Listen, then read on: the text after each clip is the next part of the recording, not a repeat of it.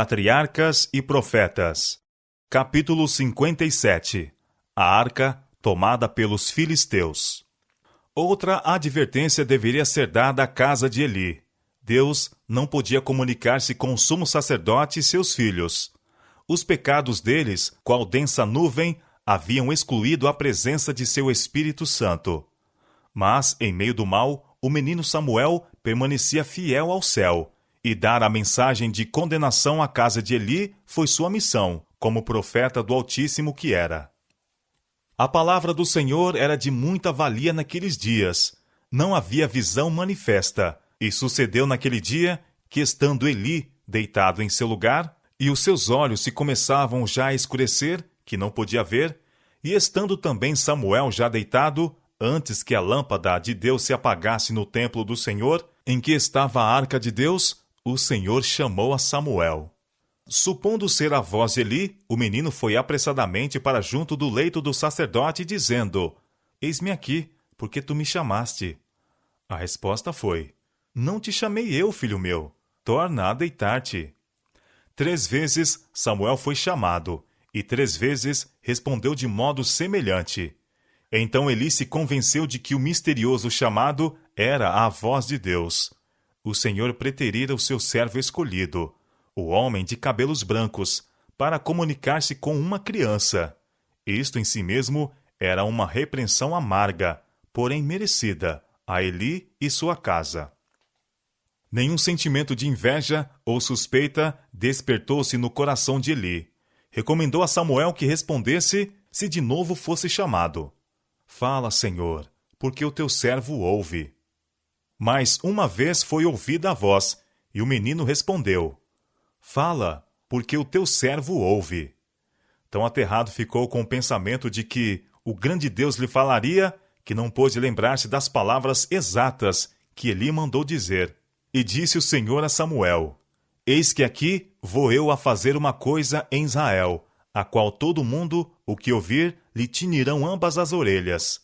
Naquele mesmo dia, suscitarei contra Eli tudo quanto tenho falado contra a sua casa. Começá-lo-ei e acabá-lo-ei, porque eu já lhe fiz saber que julgarei a sua casa para sempre, pela iniquidade que ele bem conhecia, porque fazendo-se os seus filhos execráveis, não os repreendeu. Portanto, jurei à casa de Eli que nunca jamais será expiada a iniquidade da casa de Eli com sacrifício, nem com oferta de manjares. Antes de receber de Deus esta mensagem, Samuel ainda não conhecia o Senhor, e ainda não lhe tinha sido manifestada a palavra do Senhor. Isto é, ele não estava familiarizado com tais manifestações diretas da presença de Deus, conforme eram concedidas aos profetas. Foi o propósito do Senhor revelar-se de uma maneira inesperada, para que Eli viesse ouvir a tal respeito por meio da surpresa e indignação do jovem. Samuel ficou cheio de temor e espanto, ante o pensamento de ter-lhe sido confiada uma mensagem tão terrível.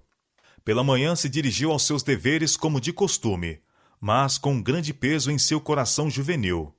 O Senhor não havia mandado revelar a terrível denúncia, donde o permanecer ele em silêncio, evitando tanto quanto possível a presença de Eli.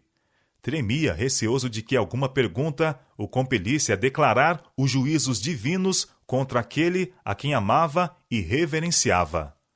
Ele estava certo de que a mensagem predizia alguma grande calamidade a ele e sua casa.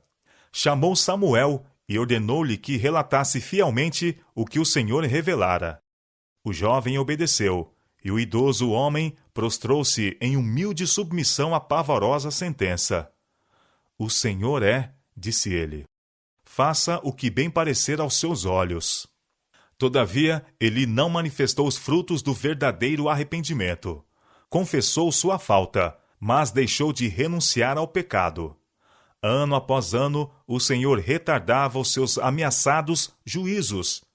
Muito se poderia ter feito naqueles anos para remir as faltas do passado. Mas o idoso sacerdote não adotou medidas eficazes para corrigir os males que estavam a poluir o santuário do Senhor, e levando em Israel milhares à ruína. A paciência de Deus deu lugar a que Ofni e Finéias endurecessem o coração e se tornassem ainda mais audazes na transgressão. As mensagens de advertência, reprovação à sua casa, foram por Eli dadas a conhecer à nação toda. Por este meio, ele esperava até certo ponto contrariar a má influência de sua passada negligência. Mas as advertências foram desatendidas pelo povo, assim como haviam sido pelos sacerdotes. O povo das nações circunvizinhas, a qual não ignorava as iniquidades abertamente praticadas em Israel, tornou-se ainda mais audaz em sua idolatria e crime. Não experimentavam a intuição de culpa pelos seus pecados, como o teriam feito caso houvessem os israelitas preservado a sua integridade. Aproximava-se, porém, o dia da retribuição. A autoridade de Deus havia sido posta de lado e seu culto negligenciado e desprezado, e tornou-se necessário intervir ele para que se mantivesse a honra de seu nome. E Israel saiu ao encontro, à peleja, aos filisteus, e se acamparam junto a Ebenezer, e os filisteus se acamparam junto a Afeque. Esta expedição foi empreendida pelos israelitas sem o conselho do Senhor, sem o concurso de sumo sacerdote ou profeta. E os filisteus se dispuseram em ordem de batalha para sair ao encontro a Israel. E estendendo-se a peleja, Israel foi ferido diante dos filisteus, porque feriram na batalha, no campo, uns 4.000 homens. Voltando para o acampamento, a força fragmentada e desalentada, disseram os anciãos de Israel: Por que nos feriu o Senhor hoje, diante dos filisteus? A nação estava madura para os juízos de Deus, e, no entanto, não viam que seus próprios pecados haviam sido a causa daquele terrível revés. Tragamos de Silo a arca do concerto do Senhor, e venha no meio de nós, para que nos livre da mão de nossos inimigos. O Senhor não dera ordem ou permissão para que a arca fosse ao exército. Contudo, os israelitas estavam confiantes em que deles seria a vitória, e proferiram uma grande aclamação quando ela foi, pelos filhos de Eli, levada ao arraial.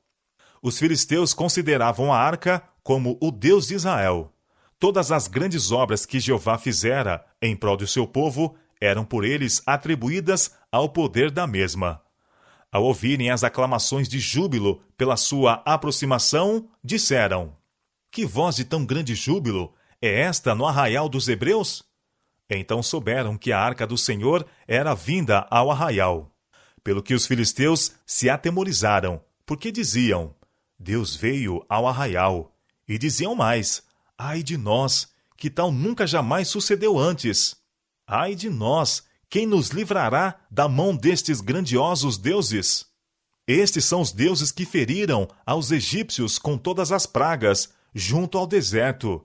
Esforçai-vos e sede homens, ó filisteus, para que porventura não venhais a servir aos hebreus, como eles serviram a vós. Sede, pois, homens, e pelejai.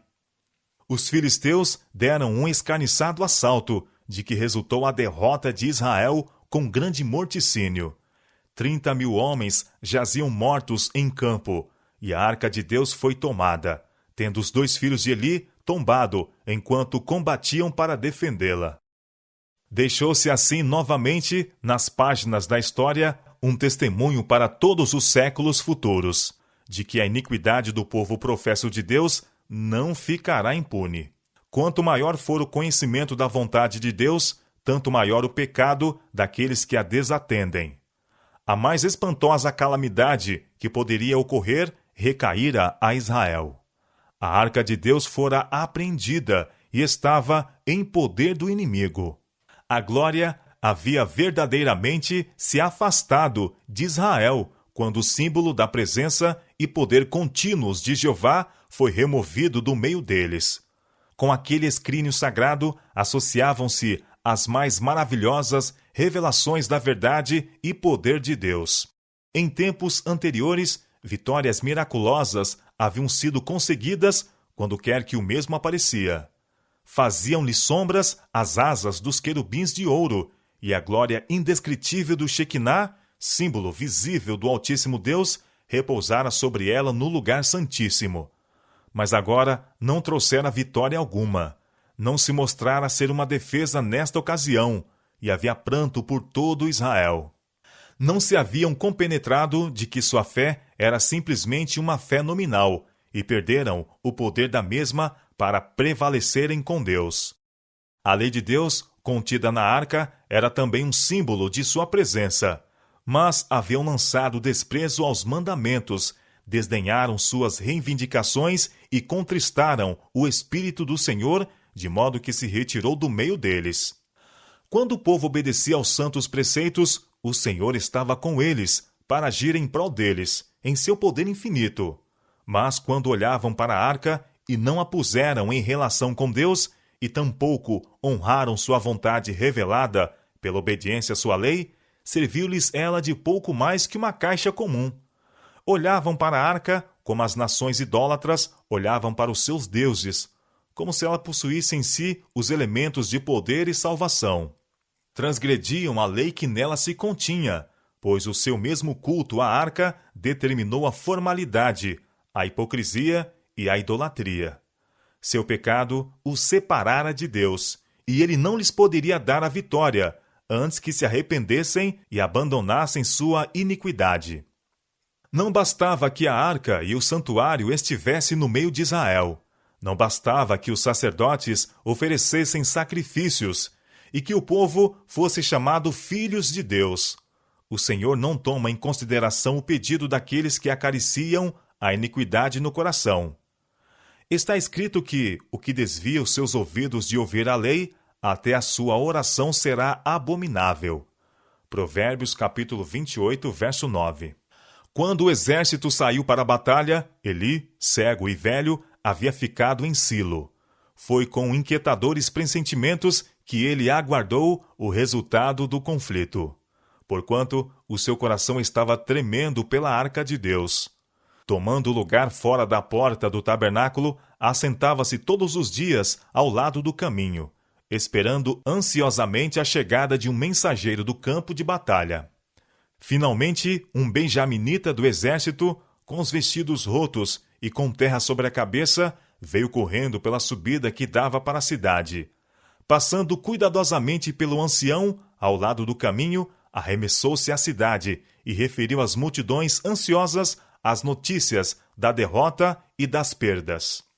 O ruído de choro e lamentação chegou àquele que ao lado do tabernáculo vigiava. O mensageiro foi-lhe trazido, e o homem disse a Eli: Israel fugiu de diante dos filisteus, grande destroço entre o povo. Demais disto, também teus 2 filhos, Ofni e Finéias, morreram. Eli pôde suportar tudo isto, por terrível que fosse, pois ele o esperava. Mas, quando o mensageiro acrescentou: A arca de Deus é tomada, uma expressão de indizível angústia lhe passou pelo semblante. O pensamento de que seu pecado de tal maneira desonrara Deus e fizera com que ele retirasse sua presença de Israel era mais do que podia suportar. Deixaram-no suas forças, ele caiu e quebrou-se-lhe o pescoço e morreu. A mulher de Finéias, apesar da impiedade de seu marido, temia ao Senhor. A morte de seu sogro e de seu esposo, e acima de tudo, a terrível notícia de que a arca de Deus fora tomada, causaram-lhe a morte. Compenetrou-se de que a última esperança de Israel havia desaparecido, e deu à criança nascida nesta hora de adversidade o nome de Icabode, ou Inglório, dizendo chorosa, com sua respiração moribunda, as palavras: Foi-se a glória de Israel, porquanto a arca de Deus foi levada presa. Mas o Senhor não havia rejeitado o seu povo inteiramente, tampouco toleraria por muito tempo a exultação dos gentios. Usara os filisteus como instrumentos para punir Israel e empregou a arca para castigar os filisteus. Nos tempos passados, a presença divina a acompanhara, a fim de ser ela a força e glória de seu povo obediente. Aquela presença invisível ainda a acompanharia para levar o terror e a destruição aos transgressores de sua santa lei. O Senhor muitas vezes emprega seus piores inimigos para punir a infidelidade de seu povo professo. Os ímpios podem triunfar por algum tempo, vendo Israel sofrer o castigo, mas virá o tempo em que eles também deverão defrontar-se com a sentença de um Deus santo, que odeia o pecado. Onde quer que a iniquidade seja acalentada, seguir-se-ão rápidos e infalíveis os juízos de Deus. Os filisteus levaram a arca triunfalmente para Asdod, uma de suas 5 cidades principais, e a colocaram na casa de seu deus, Dagom. Pensaram que o poder que até ali havia acompanhado a arca seria deles, e que este, unindo com o poder de Dagom, torná-los-ia invencíveis. Mas, ao entrar no templo no dia seguinte, viram um quadro que os encheu de consternação. Dagom tinha caído sobre o seu rosto em terra, diante da arca de Jeová. Os sacerdotes reverentemente ergueram o ídolo e o repuseram em seu lugar.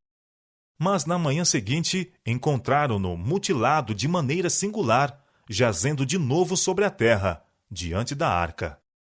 A parte superior deste ídolo era semelhante à de um homem, e a inferior tinha semelhança de peixe.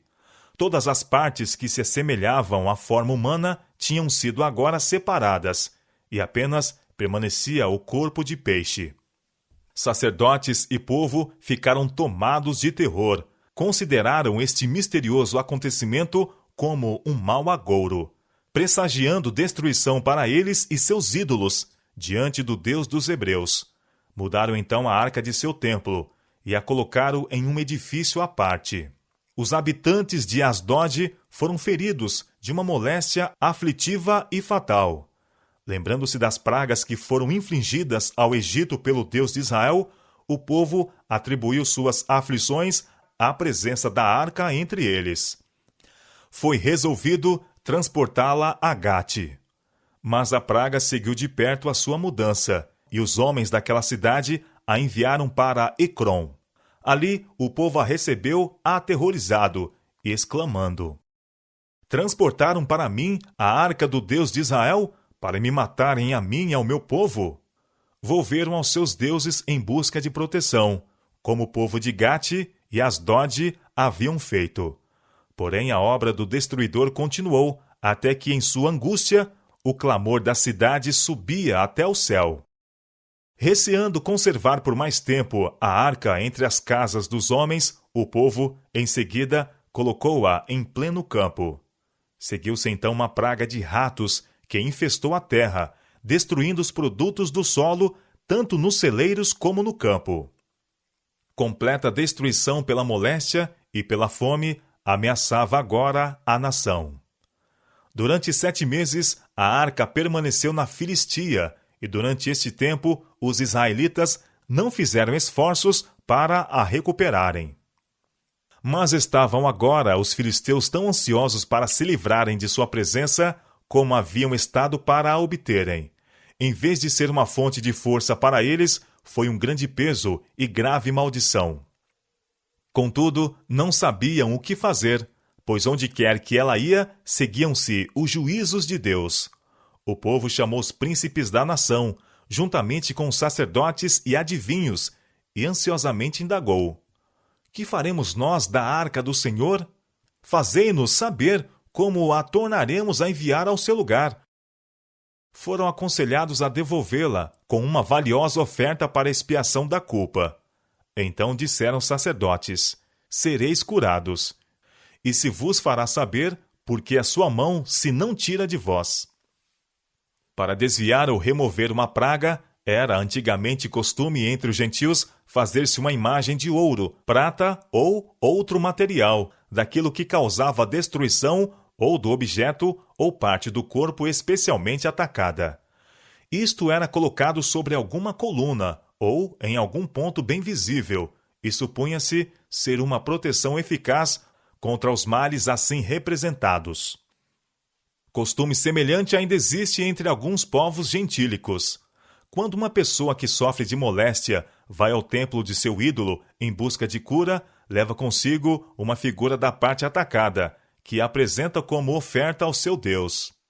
Foi de acordo com esta superstição dominante que os principais dos filisteus recomendaram ao povo fazer representações das pragas pelas quais tinham sido afligidos: 5 hemorroidas de ouro e 5 ratos de ouro, segundo o número dos príncipes dos filisteus, porquanto, disseram eles, a praga é uma mesma sobre todos vós e sobre todos os vossos príncipes. Aqueles magos reconheciam que um poder misterioso acompanhava a arca, poder este que eles não tinham sabedoria para enfrentar.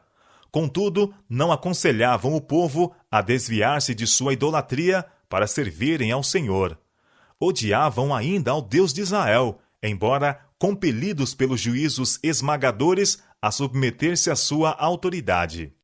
Assim, os pecadores podem convencer-se, pelo juízo de Deus, de que é baldado contender contra ele. Podem ser obrigados a sujeitar-se ao seu poder, enquanto no coração se rebelam contra o seu domínio.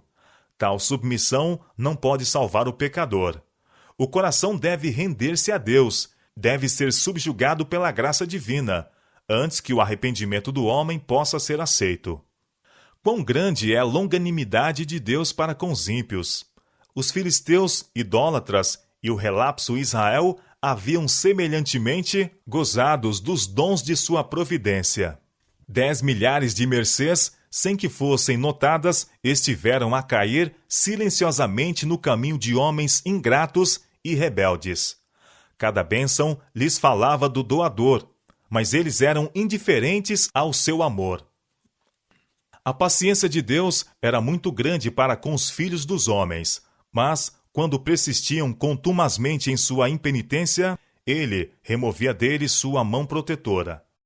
Recusaram-se a escutar a voz de Deus nas obras criadas, e nas advertências, conselhos e reprovações de sua palavra, e assim ele foi obrigado a falar-lhes por meio de juízos. Alguns houve entre os filisteus que estavam prontos a opor-se à volta da arca à sua própria terra. Tal reconhecimento do poder do Deus de Israel seria humilhante ao governo da Filistia. Mas os sacerdotes e os adivinhadores aconselharam o povo a não imitar a teimosia de Faraó e dos egípcios, e assim trazer sobre si ainda maiores aflições. Propuseram então um plano que ganhou o assentimento de todos, e imediatamente foi posto em execução. A arca, juntamente com a oferta feita de ouro, para a expiação da culpa, foi posta em um carro novo, prevenindo assim todo perigo de contaminação. A este carro foram ligadas 2 vacas, sobre cujo pescoço nunca havia sido posto jugo.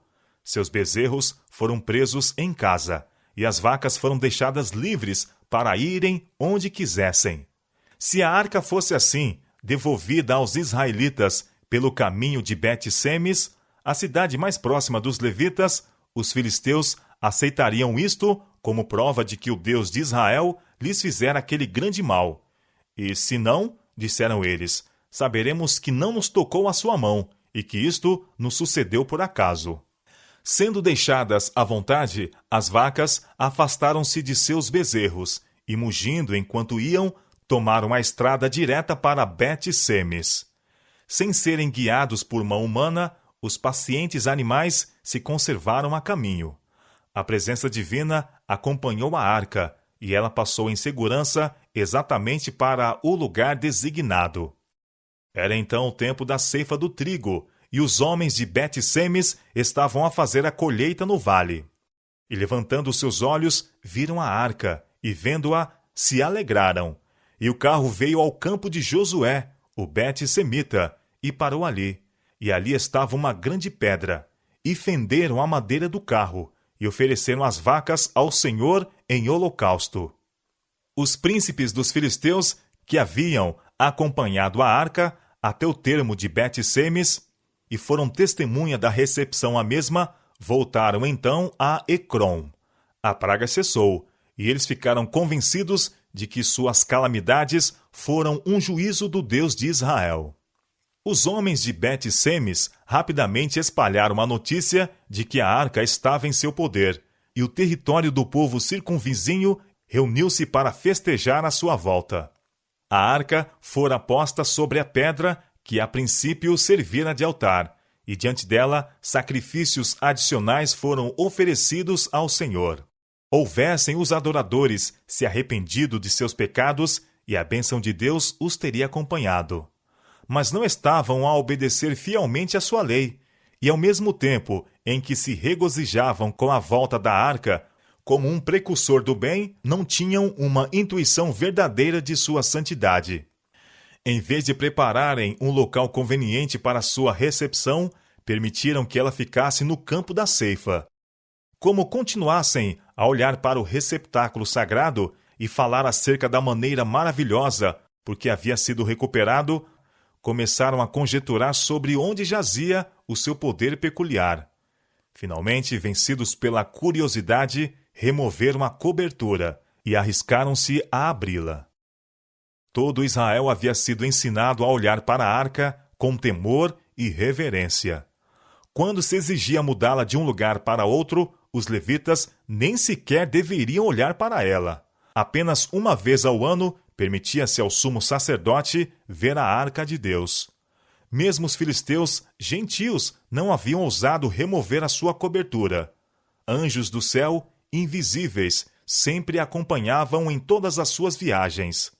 A irreverente ousadia do povo de Bet-Semes foi prontamente punida. Muitos foram feridos de morte simultânea. Os sobreviventes não foram levados por este juízo a arrepender-se de seu pecado, mas apenas a olhar para a arca com um temor supersticioso. Ansiosos por se livrarem de sua presença e não ousando contudo afastá-la, os Bet-Semitas enviaram uma mensagem aos habitantes de Kiriat Jearim, convidando-os a levá-la. Com grande alegria, os homens desse lugar receberam o sagrado receptáculo. Sabiam que ele era o penhor do favor divino aos obedientes e fiéis. Com solene alegria, levaram-na à sua cidade e a colocaram na casa de Abinadab, levita. Este homem designou seu filho, Eleazar, para cuidar da mesma, e ela ali ficou durante muitos anos. Durante os anos que se passaram desde que o Senhor se manifestara pela primeira vez ao filho de Ana, viera a vocação de Samuel ao ofício profético a ser reconhecida por toda a nação. Transmitindo fielmente a advertência divina à casa de Eli, por penoso e probante que tivesse sido esse dever, Samuel dera prova de sua fidelidade como mensageiro de Jeová. E o Senhor era com ele, e nenhuma de todas as suas palavras deixou cair em terra. E todo Israel, desde Dan até Berseba, conheceu que Samuel estava confirmado por profeta do Senhor. Os israelitas, como uma nação, continuavam ainda em estado de irreligião e idolatria, e como castigo permaneceram sujeitos aos filisteus.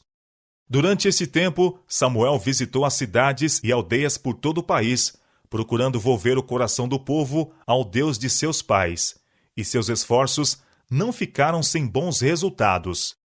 Depois de sofrerem a opressão de seus inimigos durante 20 anos, os israelitas lamentavam após o Senhor. Aconselhou-os Samuel: Se com todo o vosso coração vos converterdes ao Senhor, tirai dentre vós os deuses estranhos e os astarotes, e preparai o vosso coração ao Senhor, e servi a Ele só. Aqui vemos que a piedade prática, a religião do coração, era ensinada nos dias de Samuel, como o foi por Cristo quando ele esteve na terra. Sem a graça de Cristo, as formas exteriores da religião eram destituídas de valor para o antigo Israel. Elas são o mesmo para o Israel moderno. Há hoje necessidade de um tal reavivamento da verdadeira religião do coração, como o que foi experimentado pelo antigo Israel. O arrependimento é o primeiro passo que deve ser dado por todos os que desejam voltar a Deus. Ninguém pode efetuar isto por outrem. Devemos individualmente humilhar nossas almas perante Deus e lançar fora nossos ídolos. Quando houvermos feito tudo o que pudermos, o Senhor nos manifestará a sua salvação.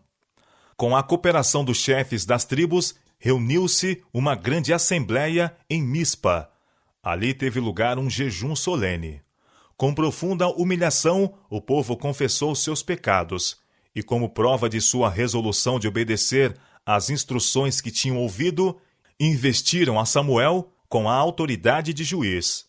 Os filisteus interpretaram essa reunião como um conselho de guerra e, com uma grande força, saíram para dispersar os israelitas, antes que chegassem seus planos à maturidade. A notícia de sua aproximação causou grande terror em Israel.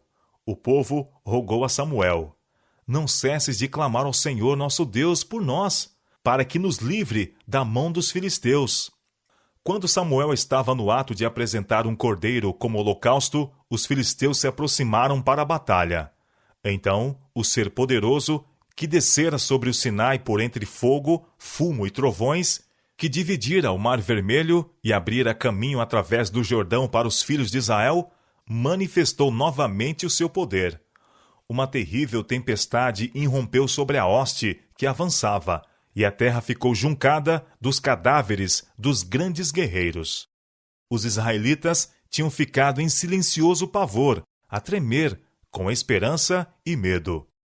Quando viram a matança de seus inimigos, souberam que Deus havia aceitado seu arrependimento. Embora não estivessem preparados para a batalha, tomaram as armas dos filisteus mortos e perseguiram o exército fugitivo a Bet-Car. Esta assinalada vitória foi ganha no mesmo campo em que 20 anos antes Israel fora ferido diante dos filisteus, tendo sido mortos os sacerdotes e tomada a arca de Deus. Para as nações, bem como para os indivíduos, o caminho da obediência a Deus é o caminho da segurança e da felicidade, enquanto o da transgressão apenas leva ao revés e à derrota. Os filisteus foram agora subjugados de maneira tão completa que entregaram as fortalezas que haviam tomado a Israel. E abstiveram-se de atos de hostilidade por muitos anos. Outras nações seguiram este exemplo, e os israelitas gozaram paz até o fim da administração unipessoal de Samuel. A fim de que essa ocasião não fosse jamais esquecida, Samuel ergueu, entre Mispa e Sem, uma grande pedra como memorial.